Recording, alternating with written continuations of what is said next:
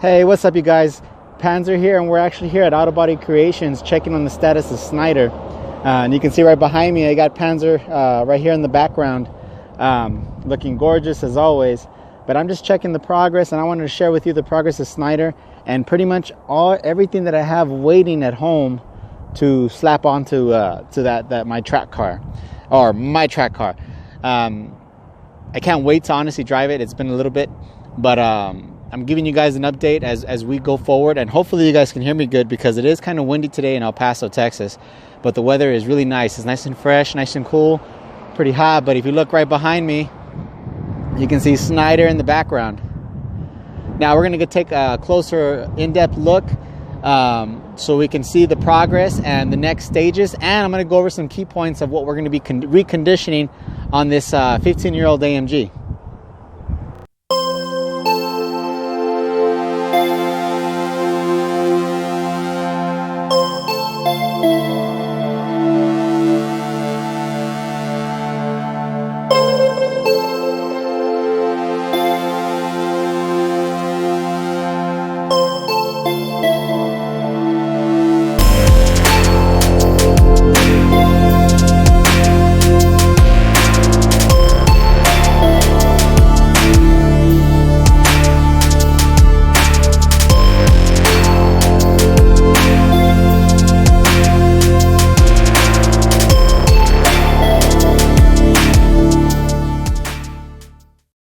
And Johnny brought this vehicle out just so I can get a good glimpse of the status of this vehicle. Now, we're not repainting this SLK like we did on the Panzer tank over there. We pretty much are just redoing the obsidian black. So even though we have her stripped down like this, it's not a complete respray. We're not going to be redoing panels or anything like that. We're just going to be taking care of the exterior paint, recondition it, make it fresh, make it new. So yeah, this is pretty much how it's sitting right now. We're already in the final stages. Now, a couple of key points I'm going to be going over is we're getting some new products from SUVNEER. They are sending Schneider a new carbon fiber wing, similar to the SLK AMG type, but just in carbon fiber and a little bit more thicker. So that's going to be exciting. I'd like to thank Gary Lowe for that. Link is going to be in the description below. To his email and his website. They are not on the website yet, but we're going to go ahead and send you the email so you can contact him so you can pre-order yours, and it'll be available. And they're going to be a relatively good price. So I'm really excited about that. Now back to the project itself. I don't know on the status yet, but as far as for a steering wheel, I just don't like the look of this one. It's just too basic. It won't fit exactly what I'm trying to complete here. So Maxim from Revotech is in the process of developing me a wheel for this vehicle, and I'm not going to go into too much details because I'm still unsure as far as status with all this chaos ensuing for the virus epidemic here, I guess. So as far as what I know is they're going to work on it, so let's see what happens on that. I'll keep you updated on the status of that. I really want a wheel, so that's like the main thing of a vehicle is the steering wheel. That's what you see every day. I want to look at something nice. To kind of go over what's going to be happening in the next couple of videos. I know I did a previous update just of what Schneider is right now, and you guys got a glimpse of it, of what it's going to be, are the stages before paint. Johnny already sent me a message yesterday that starting today he was going to start the painting process, which is going to be great because normally it'll take about a week, maybe a couple of weeks at most. Just so everything can cure properly. No rush to him on that part. I'm very patient on that. I do have another vehicle that I can drive around in, so I'm not too worried about that. Now, straight to the gist. I'm going to be going over a cost. Pretty much what this is costing me. So if anybody that wants to get in the R171 platform or the SLK55 AMG, codenamed Schneider, you guys get a good idea of what this generally is going to cost and where you could find parts and where you can get the best deals. And typically, I normally have been shopping around. I've tried a bunch of sites, different online sources. Nothing locally, of course. Most cases, you won't find nothing locally. It's best to shop online. I did find a couple of places that I now shop pretty much on everything I need. I go there first. Now, with that being said, I'm just going to go over the process of everything that's expected. But let's go ahead and continue on. Now, I do apologize. It is a bit crowded in here. And that's mainly due to small living space, or workspace for that matter. So, all right, so let's pan this camera. As you can see, I took most of the parts that I've had down there for like pretty much the year. Now, typically how I do everything, most people, they wait till the last minute. If I have some extra money, I'll buy some things that I know I'm going to need in the future, kind of prepare myself. And I try to stay one step ahead for the most part. Now, with any vehicle that you buy used, typically, on my perspective, I go with the reconditioning process. It doesn't matter if if it has more than, let's say, 40,000 miles, a little reconditioning, maybe not as much or extensive, because most vehicles don't really need anything at that time, at that wheel span. But if you buy a vehicle that's, you know, past a 5-year range, that's my limit there. If it's 5 years or older from the current year that you're shopping for a vehicle, it's best to look over these key points. And there's plenty of videos out there that go over this, but this is pretty much what I do. A lot of people ask me, what do I do first? Well, the first thing I do is I go over reconditioning. The first thing I did on Schneider when I purchased it that year, I did a engine oil service myself. I had to check pretty much the oil. Now, a good thing about that is you can see what type of owners they were before. Obviously, I purchased it from a dealership, not even a dealership, a car lot, a small business, support small businesses, and I wanted to see more or less what they spent on the vehicle or the upkeep, because they've had that vehicle for a year prior to me buying it. And of course, what I found was a very cheap oil filter for one. And the oil consistency actually was not bad. So it looks like they recently changed the oil, but they used a cheap filter. And typically with these Mercedes filters, you want to stay with the OEM spec or OEM manufacturer spec, or manufacturer spec, which in this case is going to be MAN filter, or the standard fleece Mercedes filter. Now, for the SLK, they use the cartridge types. For the E55, like Panzer, for example, they use a fleece filter. And it's obviously the same brand, MAN filter. And you can tell the difference from the two, from a fleece. The fleece is more like, well, that's what it is. It's basically a fleece material. It's not a paper type of filtering. Now, for the SLK, it uses the paper type, not the fleece. So that's the first thing I did. The second thing I did was the transmission, the 7229, the 7-speed, the first generation of its type. Those are very expensive transmissions as far as work-wise. Maintenance is a little higher than the 72261, which is the 5-speed. It's a lot more higher as far as cost and more expensive to work on, because you do need some Mercedes equipment to pretty much to work on it. If you're going to do any conductor plate changes, you need to get it coated. There's a lot of stuff different. It's a lot more different than the 5-speed. So the first thing I did was a fluid change. I did that for two reasons: to see the condition of the fluid and to check the pan for any metal shavings or obscurities or anything that might set off alarms like, hey, be very careful, you're going to expect some issues down the road. But when I had that service done, close buddies of mine do it for me, and because they have the machines, the very expensive ones, and I did not find anything. The fluid was actually pretty good. It was a little dirty, but not that bad. There's been worse. So that was a plus on my end. Engine and transmission. Fluids changed just to see condition, and obviously the next step is looking for any leaks. Whenever you buy a Mercedes or anything like that, you want to check for leaks, because you know what you're going to experience down the line. And the first thing I did, obviously, I had no leaks, but I replaced the valve cover gaskets anyway, and the valve cover tops, which is a sealant based, not a gasket based. You had to make your own gasket pretty much. I got those replaced, new hardware, and everything was great. That car didn't need anything else down the line. If you do it yourself, for the engine, you're going to spend anywhere from like 60 to 70 bucks, depending on where you get your oil. So typically my first services totaled out to anywhere from 140 to 150, mainly because I had some sources. Now it's going to be a little higher for you guys if you don't have some buddies, or you have to pay out of pocket through a indie shop, which is not bad. Pay the money, see what your transmission condition is. Those are two key components of that car. Everything on that car part is easier to do, For the SLK, it is not an intimidating vehicle. Even the Vario roof is not that bad. It's that 7-speed transmission you got to watch out for. But everything else on that motor and that engine is relatively cherry, as long as it was maintained to a degree. Now, enough with the jibber jabbering. Let's go back to brass tacks here. So, when I get Schneider back, the first concept is spark plugs. Vehicle has about 113,000 miles.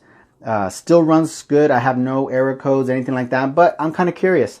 I didn't pull the spark plugs or didn't check it. So, with that being said, I had to, order a set. Now, what I mean by a set is I have to order 16.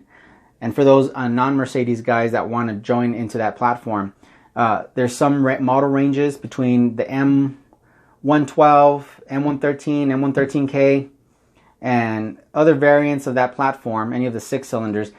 They used 2 spark plugs per cylinder. And that's not really means for performance basis. It's for make sure it's burning fuel. It's more of like an economical miles per gallon type of thing.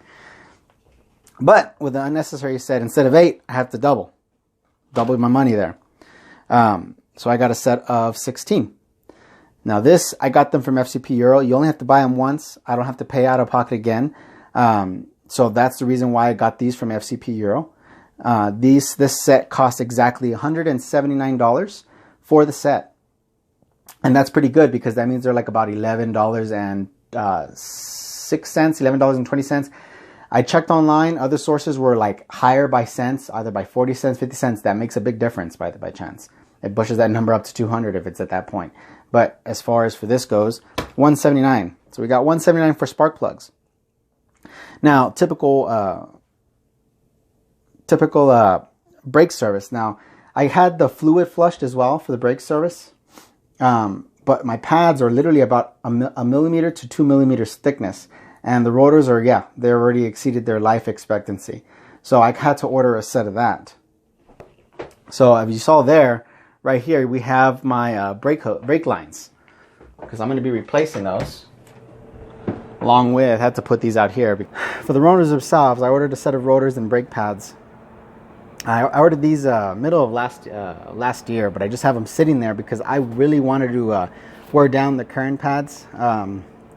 They had like 3 millimeters, 4 millimeters, so I just wanted to wear them down before I actually changed them. So wear out what the car came with pretty much. So these are for the rear, and obviously these are for the fronts. Now, for those that do know, these 2-piece rotors are not cheap. Most people, in most cases, they spend about like maybe $200, maybe $300 for a set of standard discs. Now these Brembos are relatively more expensive than standard rotors. So with that being said, those rotors themselves, front and rear. So let's start with the front. So those front rotors cost exactly $384 a piece, which is a bargain. So to give you a breakdown, the dealer, and this was recently because I just called before I made this video, I called just to verify. They're $700 a piece for each front. So that's already $1,400 from the dealer. Now, in most cases, most of my Mercedes friends, they tend to say like, who the fuck shops at a dealer for parts? It's only rare when you really need to find specific bolts or whatever. But as far as like for standard maintenance items, you never really want to go there unless you really have to, or if the price is not much of a difference because it's there locally. Anyway, long story short on that, $700 a piece, and for the rears, $345 each rear.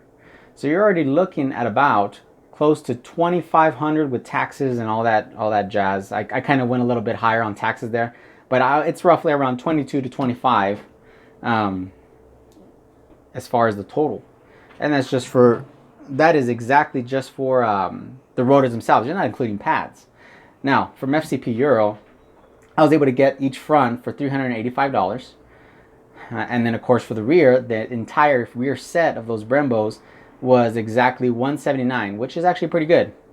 So I saved a good amount of money, and their OEM spec as well from Brembo. Brembo is the manufacturer for the Mercedes lineup on that time frame for those. Oh, currently too, they still make them, but that saves a good amount of money.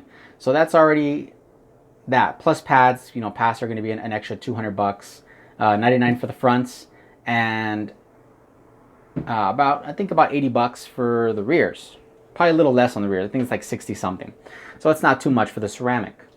And then of course I got brake lines, and these from FCPEuros. This totaled out to about like $20. And these are OEM Corteco lines, so same as manufacturer, just they don't have the Mercedes stamp, is what you're not paying for. And of course, obviously standard brake sensor, brake wear sensors, and of course the screws, little things here and there. So that's the next just stuff. So let's total everything out what we have here. So we got our spark plugs, $179 for the set. That's the cheapest one I can find online.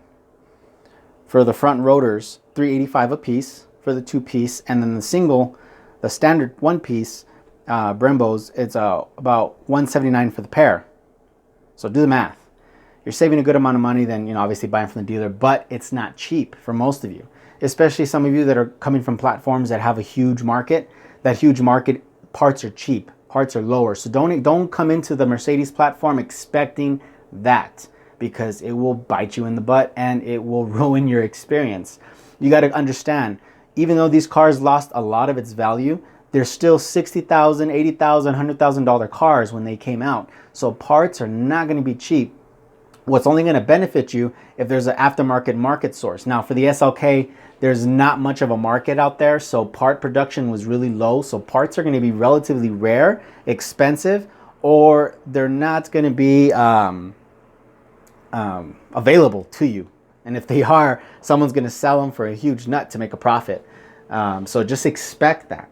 If you're going to come into this platform, you're doing it because you love the vehicles, you want to try something new, and you're not going to be too afraid as far as spending. If you're going into this platform just because it's a Mercedes, you wipe that from your head, because you will ruin it for yourself. And probably ruin it for others that ask you questions. You're probably going to tell them, man, fuck this car. This car has been eating me out left and right. That's what she said. And, you know, that's just going to ruin your experience. Don't come into this platform thinking that. Remember this, guys. For those that are in this platform and you already know, hey, thumbs up to you guys, because you guys know what to, you did your research, you already knew what you were going to get yourself into. Now, that aside, standard maintenance items plus what I did when I originally bought the vehicle. So oils and fluids, conditions of the filter, and or any things found in the metal deposits, any aluminum-based deposits in the oils or fluids. That's all done. Flush the brake system. You could do that yourself. It's relatively cheap, probably for around maybe $100 with the tool. The tool is just a pressurized one, or you can just bleed it with a two-buddy system. You guys that are not familiar with that, look that up on YouTube. I think I've seen a couple of them do that. It's a two-buddy system. One pumps the brake and the other one bleeds from each corner, and then you just top off as you go. It's very simple. This vehicle, the SLK, does not have the SBC system, just a standard hydraulic master cylinder. That's pretty much it. So you can go cherry with that. And if you're wondering what any of these other items are, just basic items that I don't really need to go over because it's expected. Charcoal filter for the cabin air filter, pretty much. This is a siren. This is for the alarm system. This is actually for Panzer. This has nothing to do with the SLK. Just the siren got a little wet and it sounds like a dying zebra. I don't know. It just sounds horrible. Couldn't think of anything that relate to it. But now back to the SLK line. So we got all that carried away. So this is going to be a good little buff up as far as the only thing I'm missing is pulleys and belts. But I'm not made out of money. That has to wait because I checked the condition of the pulleys. They're all actually pretty good. Now for this lineup, I went aftermarket. These are motor mounts and a trans mount. I am going to be tracking this car, so I do want a stiffer ride, and I don't want to have to worry about a hydraulic filled motor mounts failing within a year's time. Now, typically these vehicles don't have as much torque as Panzer does, the E55, but still I wanted to kind of eliminate that process, and I had the money to do so at the time, so I got them. Not for everybody, but this is money well spent, and they're interchangeable and they look gorgeous. These are, they're blue polys, so these are actually the street for track and daily use. I have these on my E55. You don't feel any vibration. It's very mild. It just feels like a V8 motor, so it's not going to be any different. But very stiff, very quicker throttle response, and everything feels more in place. Nothing's moving around or anything like that, which is great.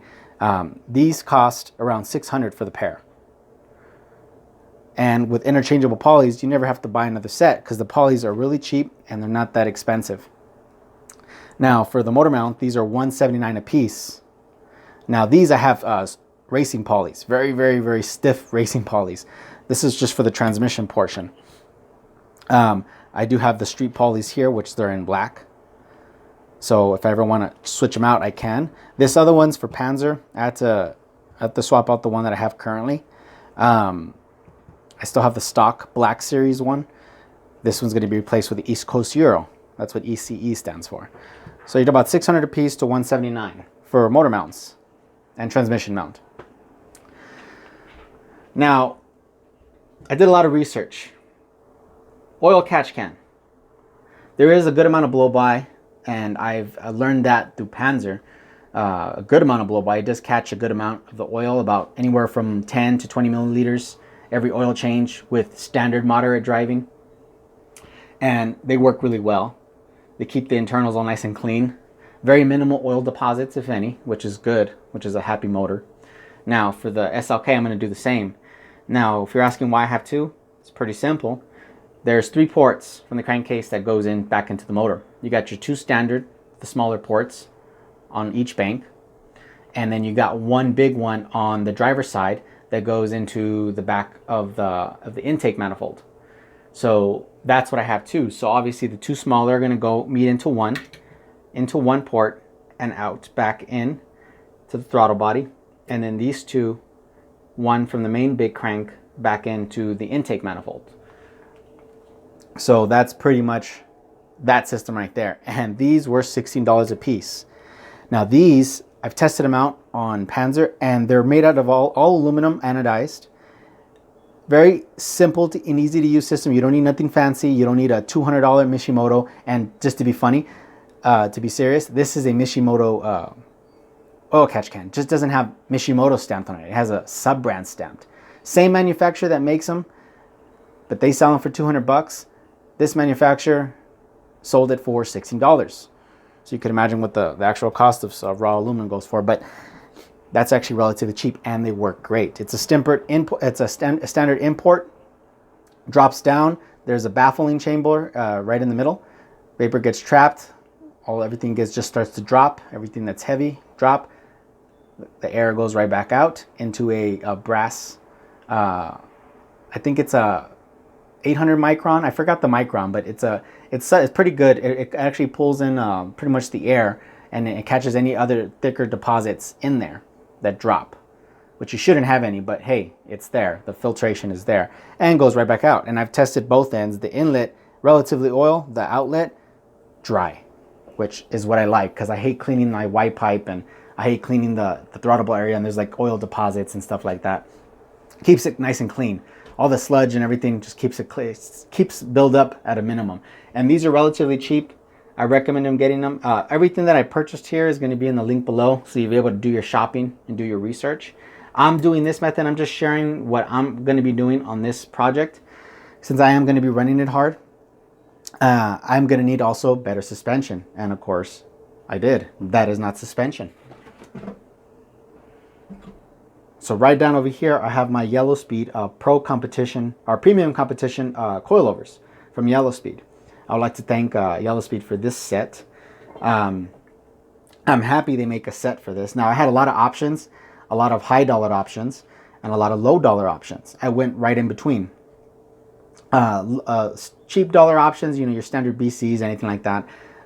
These are a little bit upgraded because they have upgraded fluids, dampeners. They have something more. They offer a little bit more, and camber plates as well. I'm going to take one out so I can show you guys. All right, so this is a lot heavier than it looks. I can tell you that much right now, but it's going to be lighter than the stock unit. So to give you a rundown, I went with this option. I had a budget. So this is my budget track car, pretty much is what I'm going based off of. Now with this budget, I had to choose. I was going to go either with KWs, which will cost me anywhere from $25 to $3,000 for the set.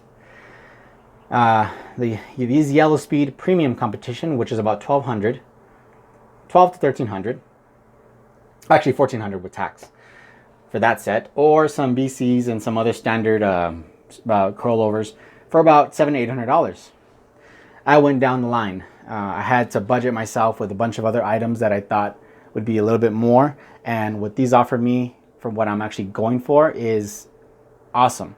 So spring rates are about 14K for the front and 20K for the rear. Now, I'm new at this and I'm still learning, but I just know I'm going to need a stiffer, I don't care for comfort, I'm going to need a stiffer spring rate, mainly because of my vehicle's weight. It's not a light, it's kind of a heavy pig for the most part because of the convertible top, but still nimble. So I need a little bit more strength and rigidity on that part. Now, obviously, these have more stiffer spring rates and valving, and derive motorsports hydraulic fluid. So they'll be able to take the punishment. They give me a good balance and obviously a reinforced reinforcement as far as the construction wise. So this is actually a good balance for me. I'm going to repeat myself again. I am new to this. I've never, when I tracked previous vehicles, when I took them to like, not really track wise, like SCCA and those type of little, just for fun. The only basic thing I did was some good tires, lowering springs, and sway bars. That's basically it. I kept it like that. I never really done coilovers for the most part. So this is my first set of actual coilovers. This is my first set. And I am a car person, but again, depending on what I'm doing for the project, I don't really mess with the height too much or suspension wise, mainly because they were my daily vehicles when I was younger. This one could make a little exception. Now for this shock, for this front coilover, it's relatively well made. I mean, I love it, not only because it's yellow and it gives me adjustments up top. Relatively beautiful combination of color there. But that's not the main reason why I got it. It had all the options I wanted, the necessities, so I went with it. Don't get pressured onto getting the best of the best. It's awesome unless you're going to be some kind of professional track driver, but I'm not. I just needed something in between, something that's a little good, and it offers what I needed to do, and that's pretty much the gist of it. So yeah, so this cost me around $1,400 for the set.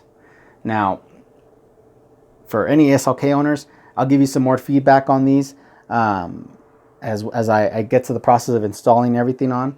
I do have my tires set out here, and these are just my standard practicing tires, just a standard brand. They're 200 or what's it called, the rubber type. It's 200, so they're relatively a sticky tire, not the best of the stickies, but it's a good tire to practice on and relatively cheap. I got those through a sponsorship for $300, so I'm not complaining. With that being said, this is pretty much my whole setup, and obviously, but yeah, that's pretty much it. I'm excited. Hopefully the ones that are watching can learn a little bit from this, get some ideas what they want to do, and that's basically it. Oh, and one last thing before I go. Motor oil. Motor oil is very important. Now, my typical brand that I always went with for the past, since 2007 is Mobil 1. I've used Mobil 1 0W40 because it's a manufacturer spec. It's what was put into the vehicles from the factory from the get-go. Now, those of you familiar with the number 0W40, we don't live in very cold climates, so the oil is very, very thin for the most part. Typically, 0W40 would be perfect for, colder climates that are more susceptible to like lower degrees Celsius. Now, it's not much of a difference here anyway, but I needed something a little bit more thicker. So I went with 5W40. Now, and I switched manufacturers. I'm going with Liquid Moly with what is it called? Molygen? I think it's called Molygen. I ordered a whole set case for both cars, and with the appropriate filters, obviously. So I'm going to be switching over to that. Now, a lot of properties with the Molygen kind of got my attention. The main focus, the one key point is I'm able to detect leaks. Now with Panzer, I'm not too worried about any leaks because that thing has been redone from the neck up.